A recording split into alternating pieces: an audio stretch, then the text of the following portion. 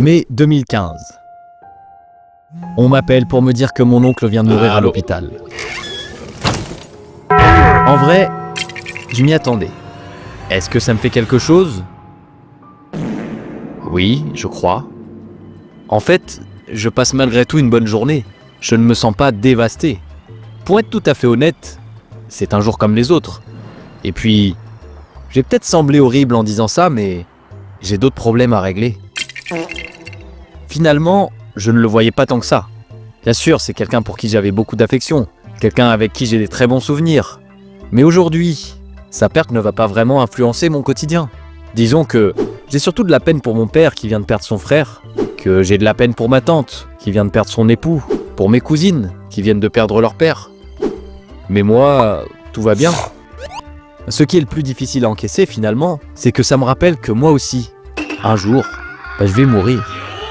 Quelques jours plus tard, j'accompagne ma famille à la morgue. Il est là, pâle, froid. C'est la première fois que je vois un corps humain sans vie. Tout le monde pleure, tout le monde, sauf moi.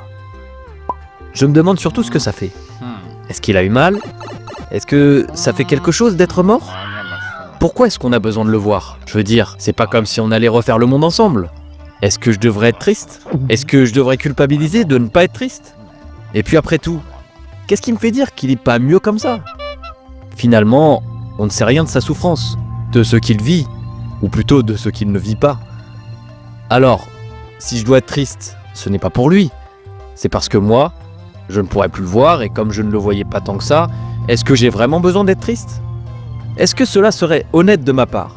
Je ne vais pas créer de faux sentiments pour m'intégrer au sein de ma propre famille quand même. Ce que je peux faire pour me rendre service et pour lui faire hommage, c'est de me servir de ce prétexte pour travailler 2 fois plus, pour transformer ces questionnements en quelque chose de concret. Je veux croire que c'est ça qu'il aura espéré de moi, et non un jour de repos. Alors si tu es là, quelque part, et que tu m'entends, sache que je ne t'oublie pas. Regarde, j'en ai même fait une vidéo. À mon oncle, à mes grands-parents, à Olivier. Puisse votre énergie continuer de circuler en nous.